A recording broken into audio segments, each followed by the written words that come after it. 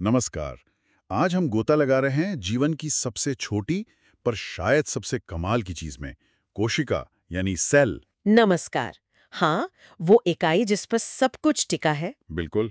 हमारी ये बातचीत बायोलॉजी की किताब के चैप्टर 5 पर आधारित है और मकसद ये है कि हम समझें कि ये कोशिका है क्या भला, कैसे खोजी गई और कैसे ये नन्ही सी चीज पूरे जीवन का आधार बनती है। इसकी कहानी वाकई दिलचस्प है। चलिए कहानी शुरू करते हैं 1665 से। रॉबर्ट हुक अंग्रेज वैज्ञानिक थे। हाँ, उन्होंने अपना खुद का माइक्रोस्कोप बनाया था। सही। और उसी से वो कॉर्क को देख रहे थे, मतलब पेड़ की छाल का टुकड़ा। उन्हें उसमें ना मधुमक्खी के छत्ते जैसे छोटे छोटे खाने दिखे। खाली खाने है ना? हाँ, खाली डब्बे जैसे। उन्होंने नाम दिया सेल। लैटिन में सेल का मतलब होता है छोटा कमरा। सुनने में कितना सिंपल लगता है, पर ये खोज एक तरह से क्रांतिकारी थी। वहीं से शुरुआत हुई, लेकिन हुक ने तो शायद मरी हुई कोशिकाएं देखी थी। हाँ, बिल्कुल। उन्होंने असल में सिर्फ कोशिका भित्ति यानी सेल वॉल देखी थी, जो मृत थी।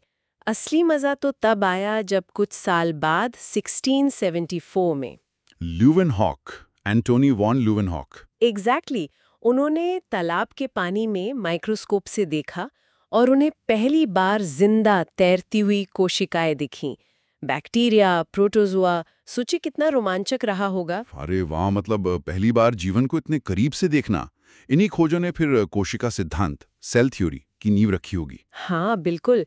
फिर 1838-39 में दो जर्मन वैज्ञानिक आए, श्लाइडन जो पौधों पर काम करते थे और श्वान जो जंतुओं पर। श्लाइडन और श्वान। हाँ, उन्होंने मिलकर कहा कि भाई सारे पौधे और जानवर कोशिकाओं से ही बने हैं और कोशिका ही जीवन की मतलब बेसिक यूनिट है। Fundamental unit of life. सही। फिर एक और बड़ा कदम उठाया रुडोल्फ विर्चो ने 1855 में। उन्होंने एक बहुत जरूरी बात कही। क्या कहा उन्होंने? उन्होंने कहा ओमनिस सेल्यूला ए सेल्यूला, मतलब हर नई कोशिका पहले से मौजूद किसी कोशिका से ही बनती है। ऐसा नहीं कि कोशिकाएं बस कहीं से भी पैदा हो जाती हैं। अच्छा, तो ये तीन बातें हो गई। सब जीव कोशिकाओं से बने हैं, कोशिका बेसिक यूनिट है और नई कोशिका पुरानी से ही आती है। हाँ, यही कोशिका सिद्धांत का सार है। और जैसे जैसे माइक्रोस्कोप बेहतर होते गए, खासकर 1940 में जब इलेक्ट्रॉन माइक्रोस्कोप आया, तब तो तस्वीर बिल्कुल बदल गई होगी। जाहिर है, तब हम उन छोटे कमरों के अंदर की पूरी फैक्ट्री देख पाए, उसकी जटिल मशीनरी, उसके अंग, सब कुछ। अच्छा, तो ये कोशिका आखिर बनी किस चीज से है? अगर हम मान लीजिए प्याज की झिल्ली को माइक्रोस्कोप में देखें, किताब में एक्टिविटी भी है इसकी। हाँ, बहुत कॉमन एक्सपेरिमेंट है। उसमें आपको साफ साफ कुछ हिस्से दिखेंगे। सबसे बाहर एक दीवार जैसी, वो है कोशिका भित्ति, सेल वॉल। उसके अंदर एक पतली झिल्ली, कोशिका झिल्ली या प्लाज्मा मेम्ब्रेन। बीच में एक गाढ़ा सा गोल हिस्सा, वो है केंद्रक, न्यूक्लियस। और बाकी जो भरा हुआ है वो है कोशिका द्रव्य, साइटोप्लाज्म। और मजे की बात यह है कि प्याज चाहे छोटा हो या बड़ा, हर कोशिका में ये बेसिक चीजें मिलेंगी ही। बिल्कुल, स्ट्रक्चर सबका सेम। चलिए तो इन हिस्सों को थोड़ा और करीब से देखते हैं। शुरुआत करते हैं कोशिका झिल्ली यानी प्लाज्मा मेम्ब्रेन से। ये तो जंतु कोशिका में सबसे बाहरी परत होती है ना? हाँ, जंतु कोशिका में सबसे बाहर, पादप कोशिका में सेल वॉल के अंदर। इसे आप कोशिका का गेट कीपर कह सकते हैं। गेट कीपर मतलब ये कंट्रोल करती है कि अंदर बाहर क्या जाएगा? बिल्कुल, ये लिपिड और प्रोटीन की बनी होती है और इसकी सबसे खास बात है कि ये चयनात्मक पारगम्य, सेलेक्टिवली परमिएबल है। मतलब ये चुन चुन कर चीजों को अंदर आने या बाहर जाने देती है, सबको नहीं। अच्छा, इसीलिए कोशिका के अंदर का माहौल बाहर से अलग रह पाता है। एग्जैक्टली, ये अंदर का संतुलन बनाए रखती है। तो ये चीजों का आना जाना होता कैसे है? एक तो हमने पढ़ा है विसरण, डिफ्यूजन, जैसे गैसें आती जाती हैं, ऑक्सीजन, CO2। हाँ, गैसों का एक्सचेंज ज्यादातर विसरण से ही होता है। सीधी सी बात है, जहाँ गैस ज्यादा है वहां से कम वाली जगह की तरफ जाएगी। हाई कॉन्सेंट्रेशन से लो कॉन्सेंट्रेशन। बिल्कुल। लेकिन पानी के लिए एक खास प्रोसेस है, उसे कहते हैं परासरण, ऑस्मोसिस। ऑस्मोसिस, ये कैसे काम करता है? इसमें भी पानी अपनी ज्यादा मात्रा वाली जगह से कम मात्रा वाली जगह की तरफ जाता है, लेकिन एक सेमी परमिएबल मेम्ब्रेन यानी इसी कोशिका झिल्ली के आर पार। अच्छा, जैसे अगर हम किशमिश को पानी में डाल दें तो वो फूल जाती है। हाँ, क्योंकि किशमिश के अंदर पानी कम है, बाहर ज्यादा, तो पानी अंदर चला गया। ये हुआ हाइपोटोनिक सॉल्यूशन का असर। और अगर उल्टा करें, किशमिश को गाढ़े नमक या चीनी के घोल में डाल दें? तो किशमिश सिकुड़ जाएगी, क्योंकि अब पानी किशमिश से निकलकर बाहर घोल में जाएगा। वो हो गया हाइपोटोनिक सॉल्यूशन। और अगर घोल और किशमिश के अंदर पानी बराबर हो? पौधों की जड़ें इसी परासरण से पानी खींचती हैं। अच्छा, और वो अमीबा वाला उदाहरण, वो कैसे खाना खाता है? हाँ, अमीबा की कोशिका झिल्ली बहुत लचीली होती है। वो खाने के कण के चारों तरफ बढ़कर उसे घेर लेती है और अंदर निगल लेती है। इसे एंडोसाइटोसिस कहते हैं। कमाल है, झिल्ली ही हाथ का काम कर रही है।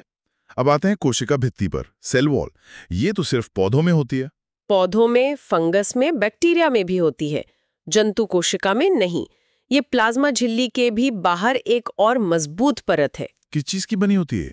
पौधों में ये मेनली सेल्यूलोज की बनी होती है, काफी सख्त होती है। तो इसका काम क्या है? मजबूती देना? हाँ, ये कोशिका को एक निश्चित आकार देती है, सहारा देती है, और एक बहुत जरूरी काम करती है। ये कोशिका को ज्यादा पानी सोखकर फटने से बचाती है। अच्छा, मतलब अगर पौधा हाइपोटोनिक सॉल्यूशन में हो तो पानी अंदर तो आएगा, पर सेल वॉल उसे फटने नहीं देगी। बिल्कुल, वो एक लिमिट तक ही फूलने देती है। और अगर पानी बाहर निकले, मतलब हाइपोटोनिक सॉल्यूशन में, तब क्या होता है? वो प्लाज्मोलिसिस, जीवद्रव्य कुंचन। हाँ। परासरण से पानी बाहर निकलेगा तो अंदर का सारा सामान, मतलब कोशिका झिल्ली समेत, सिकुड़कर सेल वॉल से दूर हट जाएगा। इसी को प्लाज्मोलिसिस कहते हैं। समझ गया। अब चलते हैं कोशिका के हेडक्वार्टर की तरफ, केंद्रक यानी न्यूक्लियस। हाँ, ये कोशिका का कंट्रोल सेंटर है। ज्यादातर यूकैरियोटिक कोशिकाओं में ये बीच के आसपास होता है, गोल सा गहरा दिखता है। और इसकी चारों तरफ भी झिल्ली होती है। हाँ, दोहरी झिल्ली होती है, न्यूक्लियर मेम्ब्रेन, जिसमें छोटे छोटे छेद, पोर्स होते हैं। छेद क्यों? ताकि जरूरी चीजें जैसे आरएनए या प्रोटीन्स केंद्रक और साइटोप्लाज्म के बीच आ जा सकें। अच्छा, और इसके अंदर क्या होता है? वही डीएनए, क्रोमोसोम? बिल्कुल, इसके अंदर होता है कोशिका का जेनेटिक मटेरियल। नॉर्मली तो ये धागे जैसे उलझे हुए रूप में होता है, जिसे क्रोमैटिन कहते हैं। क्रोमैटिन? हाँ, ये डीएनए और कुछ प्रोटीन से मिलकर बना होता है, लेकिन जब कोशिका डिवाइड होने वाली होती है, तब यही क्रोमैटिन सिकुड़कर मोटे होकर रॉड जैसे स्ट्रक्चर बना लेता है। उन्हें क्रोमोसोम कहते हैं। सही, उन्हीं क्रोमोसोम में डीएनए होता है, और डीएनए के वो हिस्से जो कोई खास प्रोटीन बनाने या काम कंट्रोल करने का कोड रखते हैं, उन्हें जीन कहते हैं। तो सारी इन्फॉर्मेशन इसी डीएनए में है कि कोशिका कैसी बनेगी, क्या काम करेगी और अगली पीढ़ी में क्या गुण जाएंगे। एग्जैक्टली। इसीलिए केंद्रक कोशिका के सारे काम कंट्रोल करता है और कोशिका विभाजन, मतलब रिप्रोडक्शन में भी मेन रोल निभाता है। यहीं पर वो फर्क आता है ना, प्रोकैरियोटिक और यूकैरियोटिक कोशिकाओं का, केंद्रक के आधार पर। हाँ, बहुत बड़ा फर्क है। बैक्टीरिया जैसी प्रोकैरियोटिक कोशिकाओं में ऐसा झिल्ली वाला वेल डिफाइंड न्यूक्लियस नहीं होता। तो उनका डीएनए कहाँ होता है? उनका जेनेटिक मटेरियल, जो अक्सर बस एक ही क्रोमोसोम होता है, वो साइटोप्लाज्म में ही एक जगह पर बिखरा रहता है।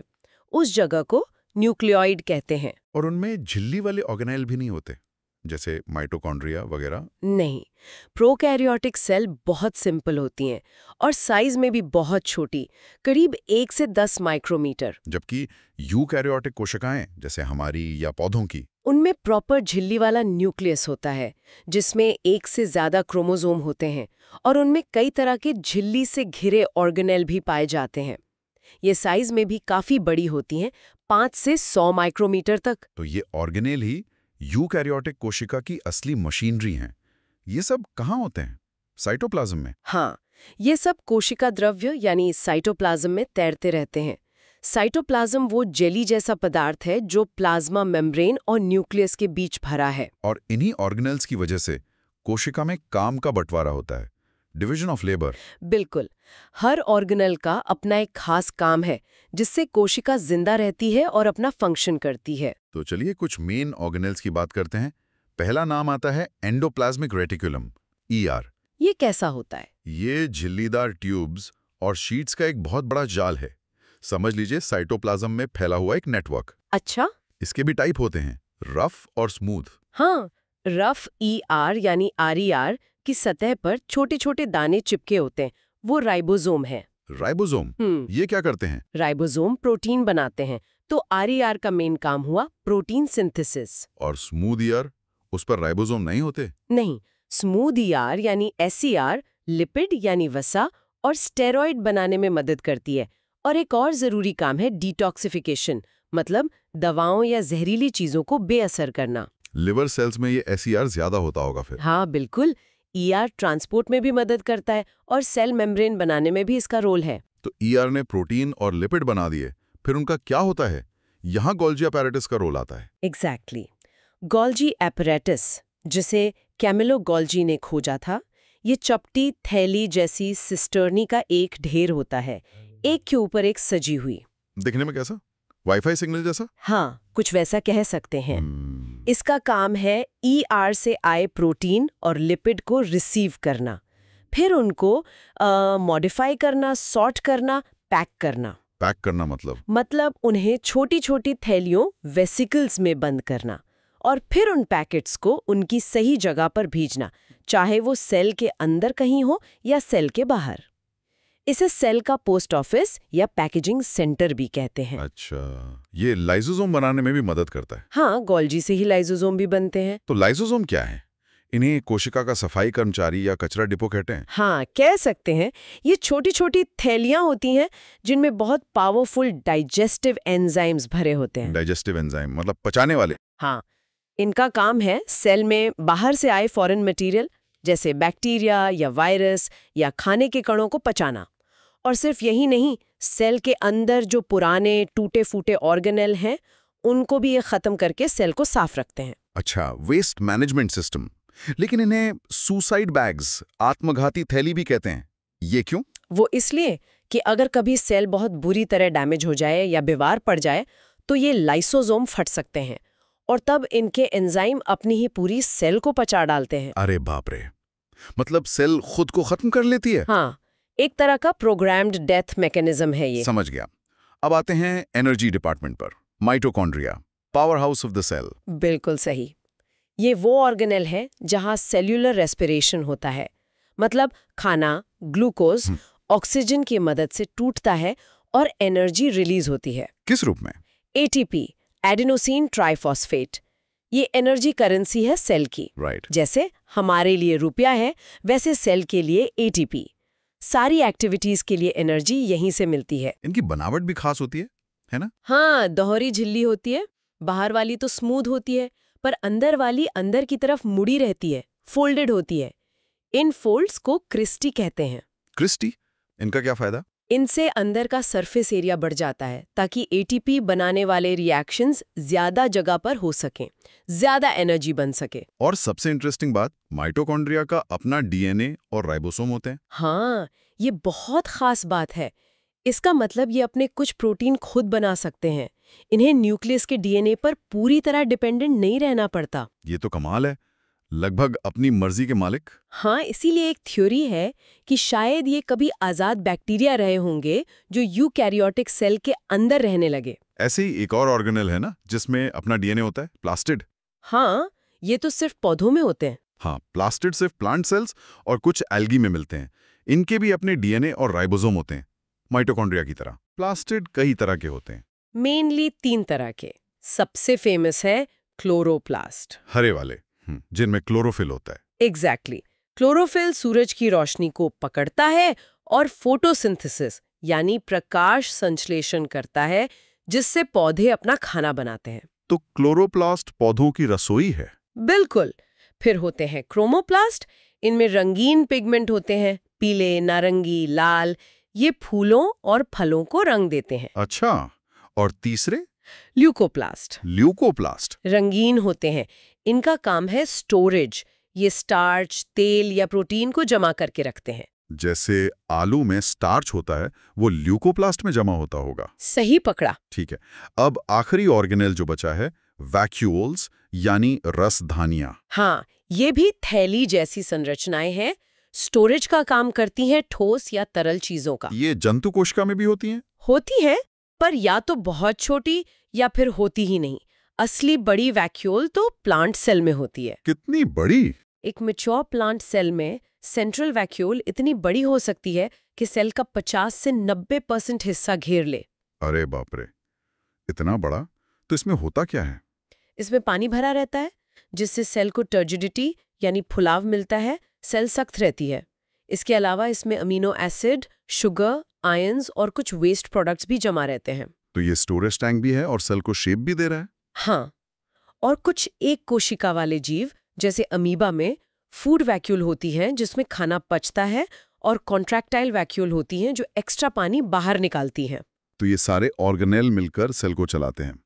अब एक आखिरी सवाल, कोशिका विभाजन, सेल डिवीजन, ये क्यों जरूरी है? इसके बिना तो जीवन आगे ही नहीं बढ़ेगा। देखिए, हम सब एक सिंगल सेल जाइगोट से शुरू होते हैं। उससे खरबों सेल वाला शरीर कैसे बनता है? सेल डिवीजन से। मतलब ग्रोथ के लिए? हाँ, फिर हमारे शरीर में रोजाना लाखों सेल मरते हैं, चोट लगती है तो उनकी जगह नए सेल कौन बनाता है? सेल डिवीजन, मतलब मरम्मत और रिप्लेसमेंट के लिए। और रिप्रोडक्शन के लिए भी? बिल्कुल। सेक्सुअल रिप्रोडक्शन करने वाले जीवों में गैमीट यानी युग्मक, स्पर्म और एग बनाने के लिए भी सेल डिवीजन जरूरी है। तो ये डिवीजन होता कैसे है? इसके भी टाइप हैं? हाँ, मेनली 2 तरह का होता है, माइटोसिस समसूत्री विभाजन और मियोसिस अर्धसूत्री विभाजन। माइटोसिस क्या है? माइटोसिस हमारी बॉडी की नॉर्मल सेल्स, सोमैटिक सेल्स में होता है। इसमें एक मदर सेल डिवाइड होकर 2 डॉटर सेल बनाती है, और ये दोनों डॉटर सेल बिल्कुल मदर सेल जैसी होती हैं, जेनेटिकली आइडेंटिकल, क्रोमोसोम का नंबर भी सेम रहता है। तो ये ग्रोथ और रिपेयर के लिए हुआ? एग्जैक्टली। और मियोसिस? ये अलग कैसे है? मियोसिस सिर्फ उन स्पेशल सेल्स में होता है जिनसे गैमीट बनते हैं, जर्म सेल्स। इसमें एक सेल 2 बार डिवाइड करती है, मियोसिस 1 और मियोसिस 2। 2 बार? तो सेल कितनी बनती हैं? आखिर में 4 डॉटर सेल्स बनती हैं, और सबसे खास बात, इन चारों सेल्स में क्रोमोसोम का नंबर मदर सेल से आधा रह जाता है। आधा? ऐसा क्यों? ताकि जो फर्टिलाइजेशन में 2 गैमीट, एक स्पर्म, एक एग मिलें, तो बनने वाले बच्चे में क्रोमोसोम का नंबर फिर से नॉर्मल हो जाए, अपनी स्पीशीज के बराबर। अगर आधा न हो तो हर पीढ़ी में डबल होता जाएगा। हाँ, ये तो गड़बड़ हो जाएगी। तो मेयोसिस सेक्सुअल रिप्रोडक्शन के लिए बहुत जरूरी है। बिल्कुल, ये जेनेटिक वेरिएशन भी लाता है। तो आज हमने कोशिका की दुनिया की एक झलक देखी, रॉबर्ट हुक के उन छोटे कमरों से लेकर सेल के अंदर की पूरी फैक्ट्री तक। हाँ, सेल मेम्ब्रेन का गेट, न्यूक्लियस का कंट्रोल रूम, माइटोकॉन्ड्रिया का पावर प्लांट, ईआर और राइबोसोम की प्रोटीन फैक्ट्री, गोल्जी का पैकेजिंग डिपार्टमेंट, लाइसोसोम का क्लीनिंग क्रू, पौधों में क्लोरोप्लास्ट की रसोई और वैक्यूल का स्टोरेज टैंक। हर हिस्सा कितना स्पेशलाइज्ड है, और सब मिलकर इतने कोऑर्डिनेशन से काम करते हैं, ये कमाल की बात है। सेल की बनावट और उसका काम, स्ट्रक्चर ऑफ फंक्शन एक दूसरे से जुड़े हैं। हर सेल वाकई में एक छोटा सा यूनिवर्स है। सही कहा। और आखिर में विर्चो की वही बात, ओमनिस सेलुला ए सेलुला, हर सेल पुरानी सेल से आती है।